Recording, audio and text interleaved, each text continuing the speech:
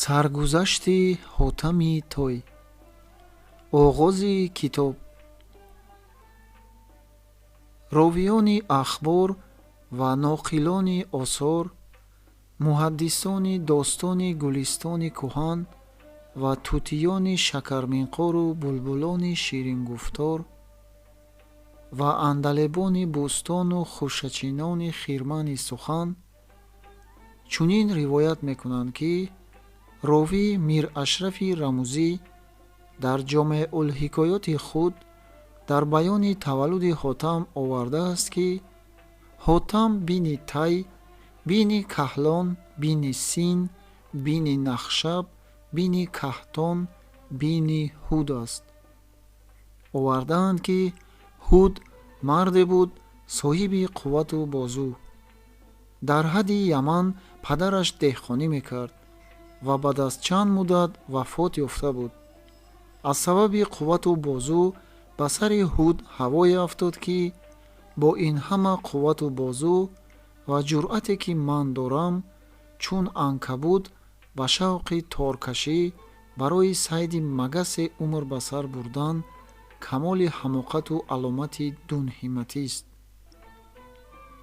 ва ҳамаи қавму бародарону дӯстони худро ҷамъ намуда машварат кард ва гуфт: эй азизон, дар дили ман мегузарад сар аз итоати султон бартобам ва зурозмоӣ намоям.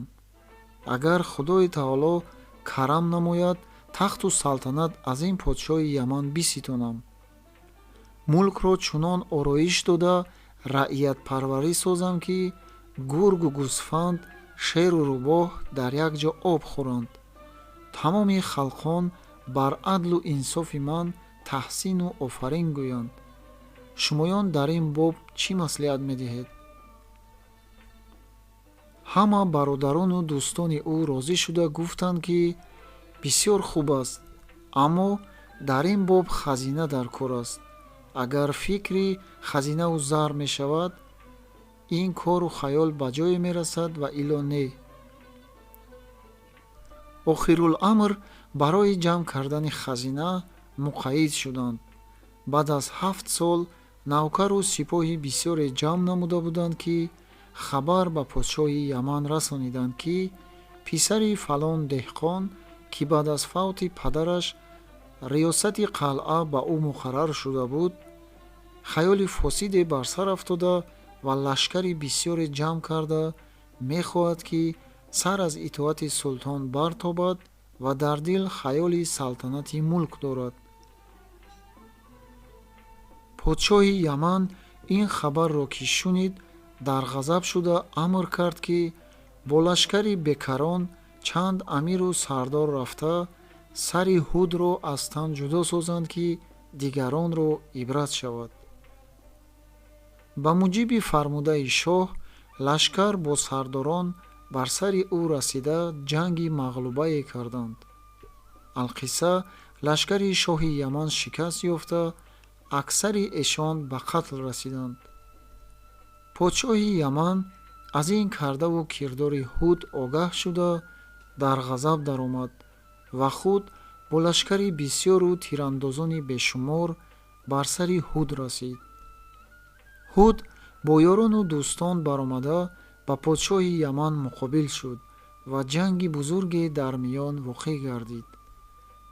чун нияти Ҳуд бар адлу адолат ва раъиятпарварӣ буд, Худои таоло ёри ӯ шуд ва лашкари подшоҳи Яманро шикаст дода, худи подшоҳро дастгир кард ва тахту тоҷ аз ӯ ситуда бар маснади хилофат омада нишаст. подшоҳи Яман аз касрати ғуссаву фироқ баъд аз чанд муддат ҷон ба ҷонофарин таслим намуд. Ҳуд чунон бар адлу адолат кӯшида раъияту фуқарои мулки Яманро аз худ розӣ гардонид, ки ҷамеи дӯсту душману пиру барно бар адлу инсофи ӯ таҳсину офарин мекарданд. чунин адолат варзид, ки дасти зулмро аз ҳар мазлума кӯтоҳ гардонид ва мамлакат ба қисме обод шуд, ки гург бо гӯсфанд, шер бо рӯбоҳ дар як ҷо об хӯрдандӣ. мардуми Яман ба хубию айшу ишрат умр ба сар бурданд. баъд аз чанд муддат Аллоҳ таоло ӯро фарзанде каромат кард, ки ӯро Қаҳтон ном гузоштанд ва чанд муддат Ҳуд дар Яман подшоҳ буд. охируламр умраш тамом шуда шарбати аҷалро бичашид. писараш Каҳтон ба ҷои падар нишаста мулки Яманро обод гардонид. ӯро ҳам Аллоҳ таоло писаре каромат кард. ӯро ном Нахшаб гузоштанд.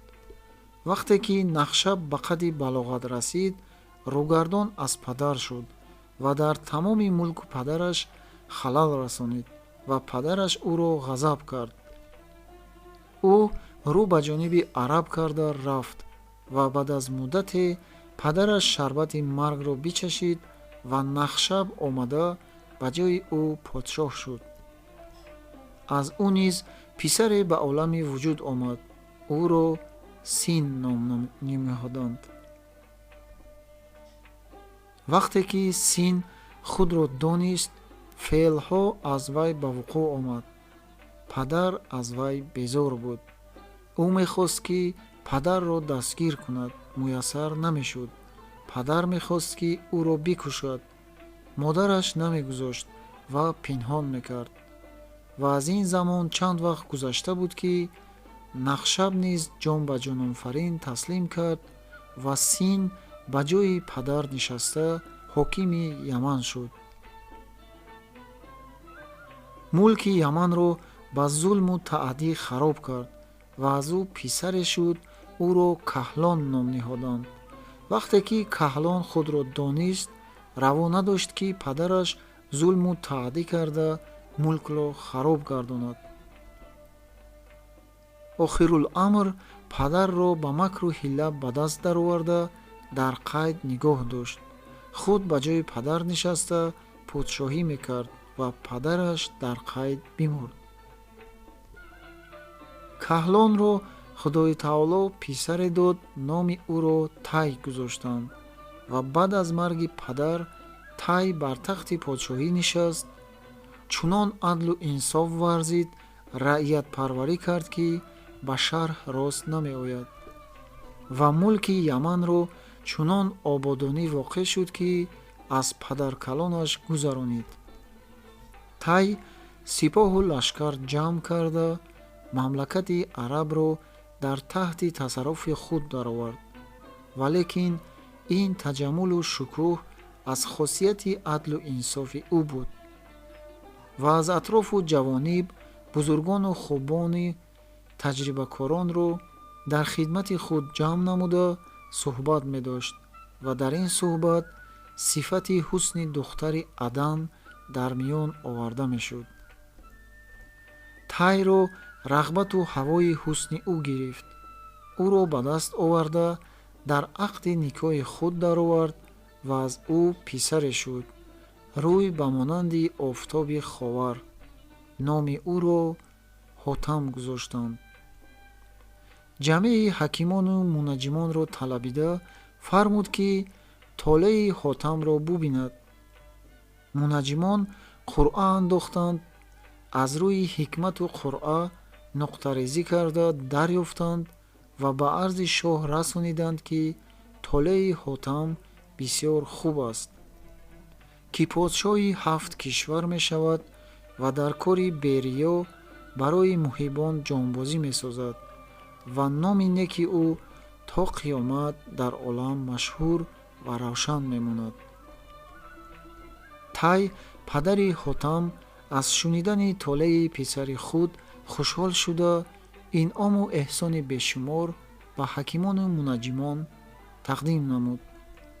мардуми хосу ом дар шодии Ҳотам омада, обу таом танаввул намуда, дуои шоҳу фарзанди ӯро карданд. ҳеҷ кас аз хонаи ӯ ноумед нахост.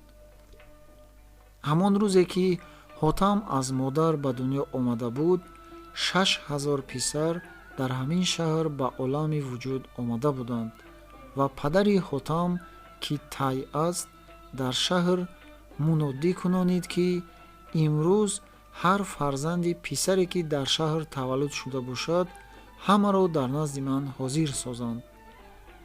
дарҳол мулозимон 6000 писарро дар пеши ӯ ҳозир карданд.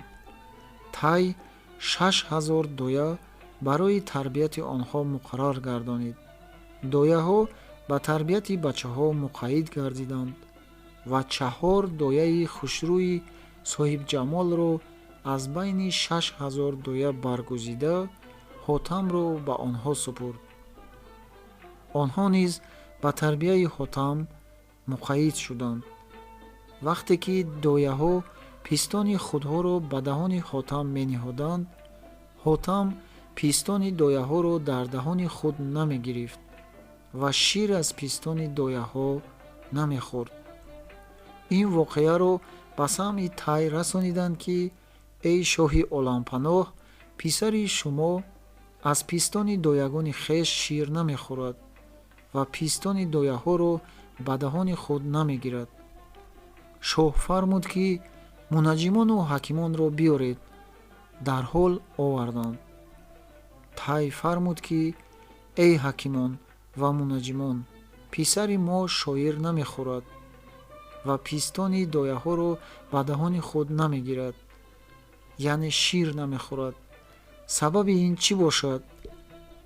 мунаҷҷимон қуръа андохта гуфтанд: эй шоҳи олампаноҳ, дар дунё ҳотам аз бобати саховат бисёр шӯҳрат хоҳад гирифт ва як донаву як луқмае беширкат дар даҳони худ нахоҳад андохт.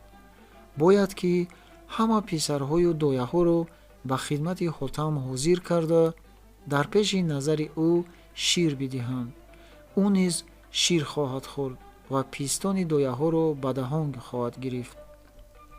ҳамчунон карданд. ҳотам пистони дояҳоро ба даҳон гирифта, шир хӯрдан гирифт.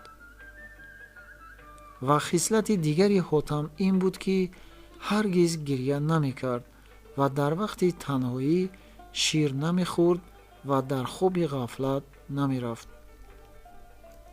то ҳангоми шир хӯрда будан гузашт, об, нон ва таом мехӯрд. ва гаҳе ки берун мерафт, агар ғарибу шикастаро медид, бо дасти худ ишора мекард: ба ин чизе бидиҳед. ва нишонаи саховату эҳсон аз кирдукору гуфтори ӯ зоҳир мешуд, то ин ки дар синни 4-солагӣ расид. падараш ҳотамро бо 6000 аз барои таълиму илму ҳикмат ва адаб дар назди мактабдор гузошт. вақте ки олим ба илми он замон гардида ба синни 12 расид, шуғлаш саховат буд.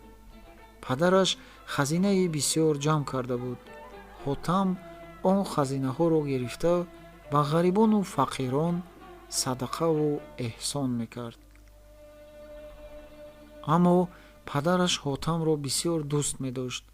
ҳама кардаҳои ӯро ба ҷону дил қабул мекард. ҳотам гоҳе ба шикор мерафт, сайдро бо найзаву тир намезад, ба дом мегирифт, то чандон озор наёбад. ҳар мусофиру ғариб, ки манзури назараш мешуд, оварда обу таом медод ва суханҳои нарму ширин ба ӯ мегуфт ва ба ҳеҷ кас сухани дурушт намегуфт. ба ғоят фасеҳу ширинкалом буд ва соҳиби ҳусну ҷамол буд. ҳазорон ҳазор мардону занон ошиқи рӯи ӯ буданд ва ҳар касе бар сари роҳи ӯ истода арзи аҳволи худ мекард, сари таковар кашида кайфияти ҳол мепурсид ва арзи доди ӯро мешунид. агар аз золиме зулму аламе ба ӯ мерасид, дасти золимро аз сари ситамрасида кӯтоҳ мекард. агар даъвою муомила медошт, ба забони ширину ба муқаддимаи каломи рангин муддаоро розӣ мекард. зулму ситам бо касе раво намедошт. ҳам дар ин муддат овони туфулияташ гузашту вақте ки хати райҳонӣ ба гирди орази чун моҳаш дамид, ҳусни ӯ даҳчандон аз аввал зиёда шуд. чунончи аксар мардону занон барои дидани ҷамоли бокамоли Ҳотам меомаданд. овозаи ҳусну ҷамол ва ҷавонмардиву саховати Ҳотам қоф то қоф машҳур гардид.